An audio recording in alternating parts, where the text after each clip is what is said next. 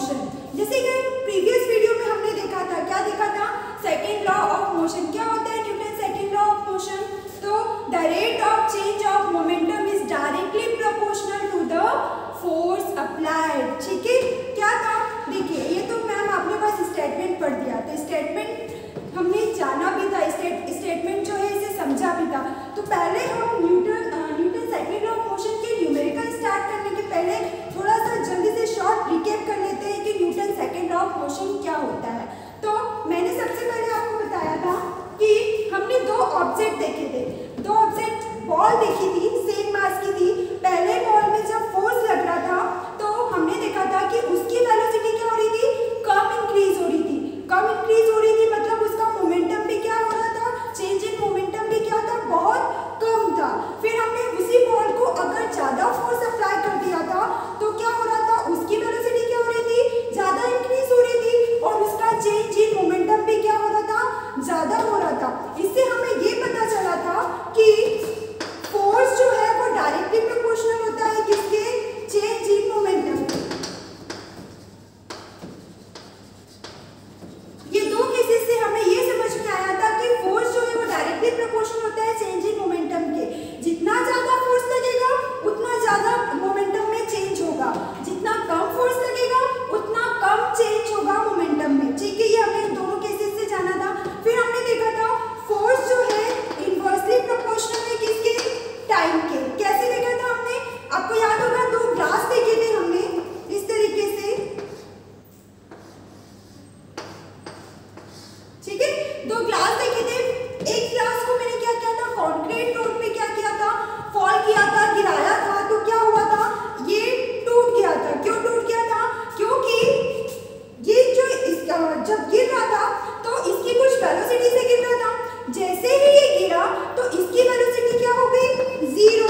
हमने देखा था, सपोज किया था कि ये जब कंक्रीट रोड पे गिरा था तो 1 इंच पहले हमने सपोज किया था इसका जो मोमेंटम था वो था 100 kg मीटर पर स्क्वायर। इस मोमेंटम से ये ग्लास गिर रहा था और जैसे ही इस पर टकराया, इस पर गिरा, तो वैसे ही इसका मोमेंटम क्या हो गया, जीरो। वेलोसिटी जीरो हो गई, मोमेंटम भी जीरो हो गई। तो जो चेंज इन मोमेंटम हुआ, इसमें जो मोमेंटम में चेंज हुआ वो 100 से एकदम जीरो हो गया। जो चेंज इन मोमेंटम हुआ वो 100 से एकदम जीरो हुआ। और हमने अभी देखा था कि जो चेंज इन मोमेंटम है, जितना चेंज इन मोमेंटम होगा, मतलब जितना ज्यादा फोर्स होगा उतना मोमेंटम में चेंज होगा। तो वही तो यहाँ हुआ कि मोमेंटम में चेंज ज्यादा हुआ, मतलब क्या हुआ, ज्यादा फोर्स अप्लाई हुआ। तो ये तो क्लियर हो गया। फिर हमने इसमें एक चीज और देखी थी कि इसमें जो मोमेंटम में चेंज था बहुत फटाफट हो गया, मतलब बिल्कुल कम समय लगा। 100 से इसका मोमेंटम 100 से जीरो आने में बहुत कम समय लगा। ठीक है, तो इसमें हमने ये समझा था कि फोर्स यहाँ पे क्या था, ज्यादा था और टाइम जो था बहुत कम लगा, है ना। फोर्स यहाँ ज्यादा लगा जब भी तो ग्लास टूट गया, और टाइम जो था वो क्या था, बहुत कम था। बहुत कम टाइम में इसका मोमेंटम जो है 100 से जीरो हो गया।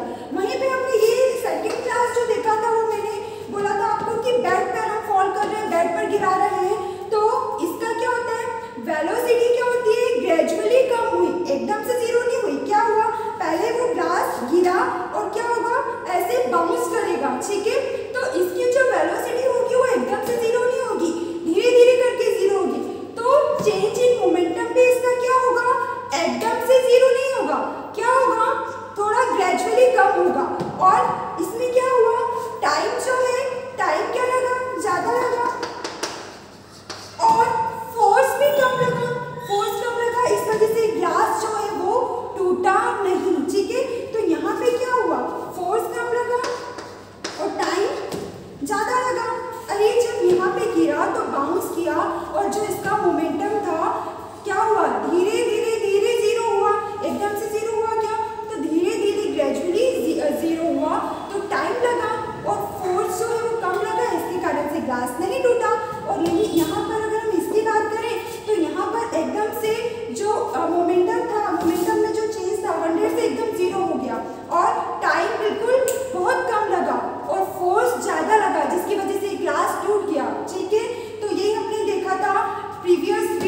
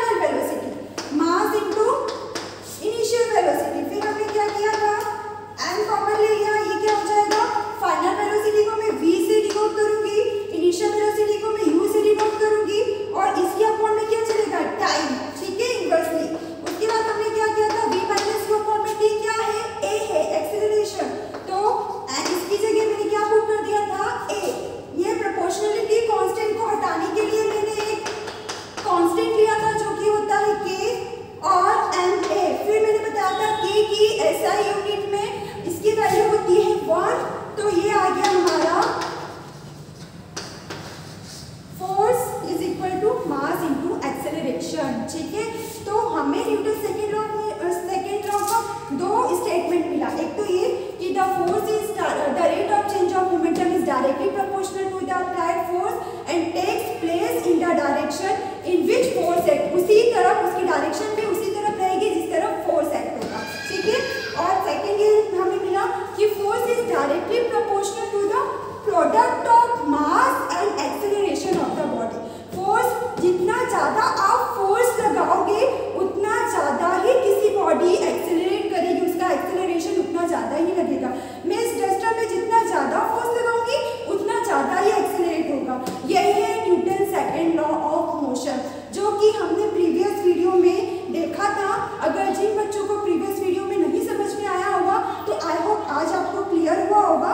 और ये मैंने सेकेंड टाइम इसलिए रिवाइज कराया क्योंकि हम इसी पर बेस्ड न्यूमेरिकल्स करने वाले हैं, तो आपको कॉन्सेप्ट क्लियर होना चाहिए। ठीक है, तो अब हम शुरुआत करते हैं न्यूमेरिकल्स की। ठीक है, तो चलिए इसे मैं इरेज कर देती हूँ।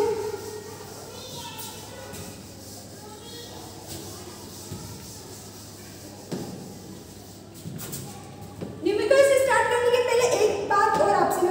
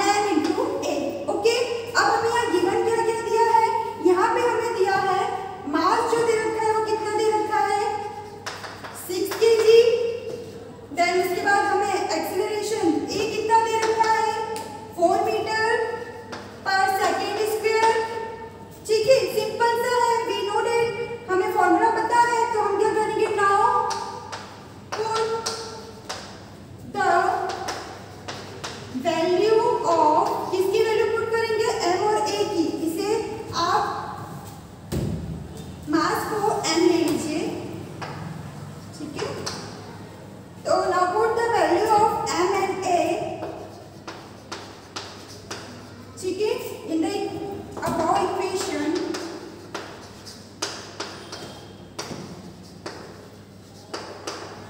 ऊपर क्या इक्वेशन है, force equal mass into acceleration. चलिए पुट कर देते हैं, मास है 6 केजी में है, कोई चेंज नहीं करना है। एक्सेलरेशन कितना है 4, तो ये क्या हो जाएगा 6 4 24। अब इसकी यूनिट क्या होगी, तो मैंने आपको बताया था कि फोर्स की जो ऐसा यूनिट होती है वो होती है न्यूटन, और उसे हम डिनोट करते हैं कैपिटल N से। तो ये हमारा निकल गया फोर्स, मतलब मुझे इस बॉल को कितना फोर्स लगाना पड़ेगा 24 न्यूटन फोर्स। जब मैं 24 न्यूटन फोर्स लगाऊंगी तो कितना एक्सेलरेट करेगी वो बॉल 4 मीटर पर सेकेंड स्क्वायर। ठीक है, कुछ नहीं था, हमें सब कुछ दिया था, सिंपल सा था। देखिए फोर्स हमें फाइंड आउट करना था, ए दिया हुआ था हमें और मास दिया हुआ था। बस हमने क्या किया, मास की वैल्यू पुट की 6, एक्सेलरेशन की वैल्यू पुट की 4, और बस हमने क्या किया फोर्स फाइंड आउट कर लिया। तो अब आपको ये न्यूमेरिकल्स क्लियर हुआ होगा। अब आइए देखते हैं हम सेकंड। अब देखते हैं हमारा सेकंड क्वेश्चन जो है, what is the acceleration produced by a force of 12 Newton's exerted on an object of mass 3 kg। अब यहाँ पर देखिए मास है हमारे पास और यहाँ पे अब उन्होंने फोर्स दे रखा है, 12 न्यूटन्स। ठीक है, अब वो बोल रहे हैं कि अगर मैं एक ऑब्जेक्ट है जिसका वेट है, जिसका मास जो है वो 3 kg है, और मैं अगर उस पर 12 न्यूटन्स फोर्स अप्लाई करती हूँ तो वो कितना एक्सेलरेट करेगा। तो अब हमें बताना है, क्या बताना है, एक्सेलरेशन बताना है। तो अब यहाँ पे फोर्स तो हमें ऑलरेडी गिवन है, तो इसका मतलब ये नहीं कि हम वो फॉर्मूला नहीं लगाएंगे, वही हम फोर्स के फॉर्मूले से ही एक्सेलरेशन जो है वो फाइंड आउट करेंगे। तो देखिए कैसे फाइंड आउट करेंगे। तो सबसे पहले आपको जो गिवन दिया रहता है वो लिख लिया करिए।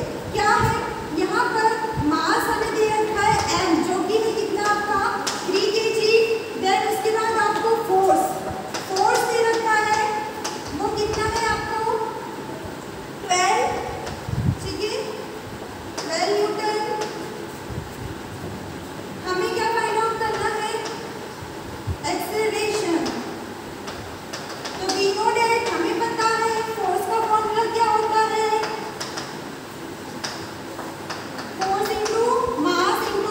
Force is equal to mass into acceleration. हमें फोर्स दिया हुआ है, तो यहाँ पर F की जगह में क्या पुट कर दूंगी 12 m। मास कितना है 3, ए हमें फाइंड आउट करना है, तो ए एज इट इज लिखूंगी। फिर क्या होगा 3 इधर आ जाएगा, मतलब क्या 12 डिवाइडेड बाय 3, तो एक्सेलरेशन कितना आ गया ये 4। अब एक्सेलरेशन है तो अब यहाँ न्यूटन नहीं लिखा, न्यूटन यूनिट किसकी होती है, फोर्स की। इसकी यूनिट होगी, क्या होगी, मीटर पर सेकेंड स्क्वायर। ये आ गया हमारा एक्सेलरेशन ए। ठीक है, यानी मैं किसी 3 kg ऑब्जेक्ट पर 12 न्यूटन का फोर्स लगाऊंगी तो कितना एक्सेलरेट करेगा, वो एक्सेलरेट करेगा 4 मीटर पर सेकेंड स्क्वायर। ठीक है, आई होप आपको ये सेकंड वाला न्यूमेरिकल्स भी समझ में आया होगा। अब हम आगे देखते हैं हमारा थर्ड। देखिए अब हमारा जो थर्ड क्वेश्चन है वो है, 2 objects of mass 5 kg and 8 kg are at rest. अब यहाँ पर हमने 2 ऑब्जेक्ट देखे हैं, ठीक है, तो चलिए लिख लेते हैं हम। एक है ऑब्जेक्ट 1, यहाँ पे लिखते हैं हम ऑब्जेक्ट 2। ओके, पहले वाले ऑब्जेक्ट का मास है पहले वाले ऑब्जेक्ट का मास है 5 kg, तो हमें m कितना दिया हुआ है, m1 ले लेते हैं 5 kg। सेकंड वाले ऑब्जेक्ट का मास है 8 kg, मतलब m2 कितना है हमारे पास 8 kg। ओके, आगे देखते हैं r एट रेस्ट। अभी कौन सी पोजीशन पे है, रेस्ट पे। ठीक है, कोई मूवमेंट नहीं है, स्टेशनरी पोजीशन पे, रेस्ट पोजीशन पे, रेस्ट स्टेट पर है। अब F1 and F2 are the forces applied on both the respectively। अब दोनों ही ऑब्जेक्ट में F1 F2 फोर्स अप्लाई हो रहा है। इस ऑब्जेक्ट में F1 फोर्स अप्लाई हो रहा है, इसमें F2 फोर्स अप्लाई हो रहा है, मतलब हमें फोर्स नहीं दिया हुआ है, हमें फोर्स निकालना है। ठीक है, उसके बाद आगे देखते हैं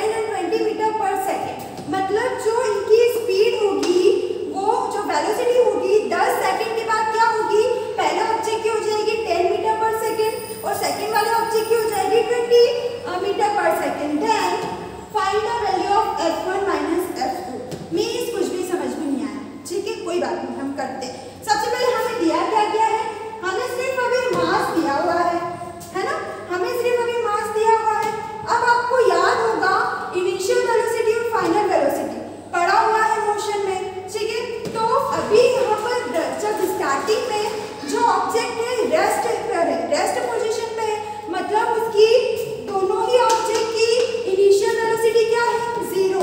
हमने मोशन में पढ़ा है कि जब भी कोई ऑब्जेक्ट रेस्ट पे होता है तो उसकी इनिशियल वेलोसिटी क्या होती है, 0। ये सब हम मोशन में देख चुके हैं। तो यहाँ पर जब ऑब्जेक्ट, दोनों ही ऑब्जेक्ट जो है रेस्ट पोजीशन पे है, तो उनकी जो इनिशियल वेलोसिटी होगी वो 0 होगी। अब मिस आप हमें यहाँ पे इनिशियल वेलोसिटी क्यों बता रहे हैं? हमें तो सिंपल फोर्स का पता है कि force equal to mass into acceleration. तो बेटा यहाँ पर हमें फोर्स नहीं दिया हुआ है, एक्सेलरेशन नहीं दिया हुआ है, सिर्फ मास दिया हुआ है। तो मास से हम कैसे फाइंड आउट कर लेंगे फोर्स? तो देखिए कैसे करना है, हमें सिर्फ मास पता है। तो सबसे पहले हम फोर्स का फॉर्मूला देखते हैं। देखिए इस तरीके से करिएगा। सबसे पहले मैंने यहाँ पे फोर्स का फॉर्मूला लिखा, क्या है, m इंटू ए। ठीक है, हमारे पास फोर्स नहीं है, हमारे पास m है, हमारे पास a नहीं है। तो आपको याद होगा हमने जब मोशन में पढ़ा था तो वहां पे हमने 3 इक्वेशन पढ़ी थी मोशन की। तो जो सबसे फर्स्ट इक्वेशन थी मोशन की वो ये थी, u equal to u plus a t. जिन्होंने मोशन चैप्टर पढ़ा उन्हें अच्छे से पता होगा। 3 इक्वेशन पढ़ी थी। जो फर्स्ट इक्वेशन थी v equal to u plus a t. तो यहाँ से हम a कैसे फाइंड आउट करते थे, क्या था, v माइनस यू अपॉन में टी। ये था एक्सेलरेशन। ठीक है, v माइनस यू अपॉन में टी, ये फर्स्ट इक्वेशन से हमें मिला था। ठीक है, तो हम डायरेक्ट चाहे तो ये भी रख सकते हैं और नहीं तो आप डायरेक्ट ये रख लीजिए, a equal to v minus u upon में टी। अब यहाँ पर जो मैंने आपको बताया था ना इनिशियल वेलोसिटी, अब यहाँ पर जरूरत पड़ेगी हमें। देखिए a चाहिए, a निकालना है, a के लिए हमें ये पुट करना पड़ेगा v माइनस यू अपॉन में टी। अब यहाँ पर हमें u चाहिए, v चाहिए, t चाहिए। तो देखिए सबसे पहले ऑब्जेक्ट रेस्ट पोजीशन पे था, मतलब इनिशियल वेलोसिटी 0 थी। इनिशियल वेलोसिटी का मींस क्या, u हमारा क्या था, 0। तो हम यहाँ पर लिख सकते हैं, क्या लिखें, इनिशियल वेलोसिटी जो है हमारी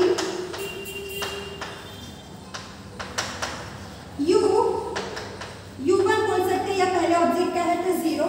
सेकेंड वाले ऑब्जेक्ट की भी इनिशियल वेलोसिटी क्या है, 0 है। तो यहाँ पे हम लिखेंगे इनिशियल वेलोसिटी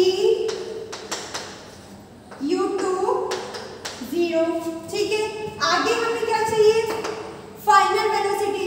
तो 10 सेकंड के बाद उनकी वेलोसिटी, फाइनल वेलोसिटी क्या हो गई, पहले वाले ऑब्जेक्ट की हो गई 10 मीटर पर सेकंड, दूसरे ऑब्जेक्ट की हो गई 20 मीटर पर सेकंड। तो फाइनल वेलोसिटी हम लिख लेते हैं, फाइनल वेलोसिटी फर्स्ट ऑब्जेक्ट की, मतलब हम किससे डिनोट करेंगे, v, कितनी है, 10। इसकी फाइनल वेलोसिटी कितनी है,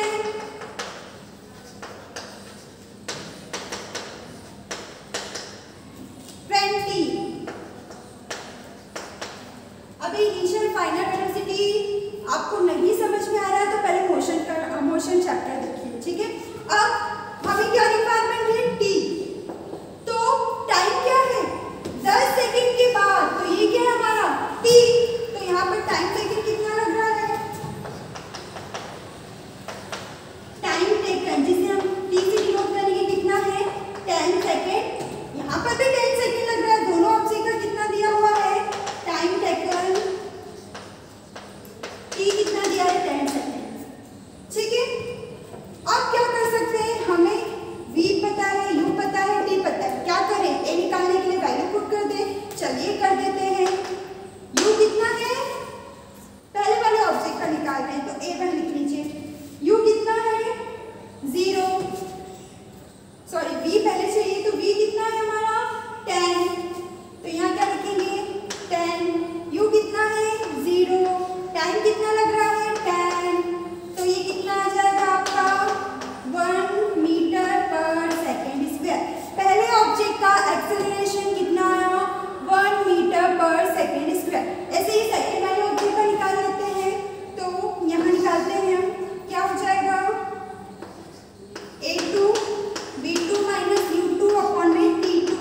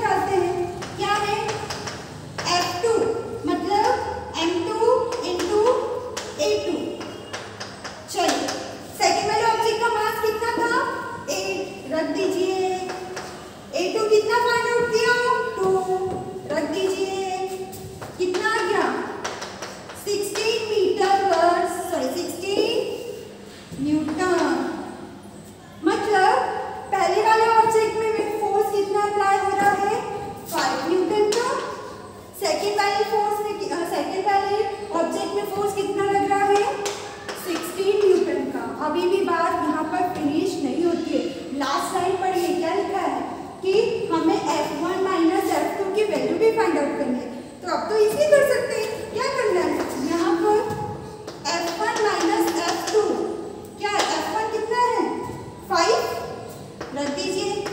F2 कितना है 16,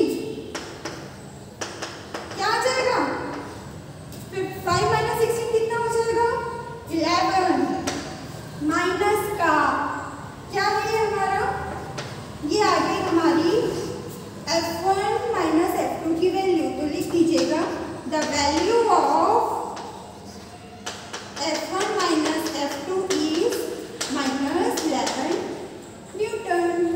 ठीक है, तो ये था हमारा थर्ड क्वेश्चन। थोड़ा सा लेंदी था लेकिन कॉन्सेप्ट सब इजी है। अगर आपने मोशन चैप्टर में ये equation, final velocity, initial velocity क्या होती है, एक्सेलरेशन क्या होता है, ये सब अगर देखा होगा तो ये इजीली आपको क्लियर हो सकता है। ठीक है, तो अब हम देखते हैं हमारा फोर्थ क्वेश्चन।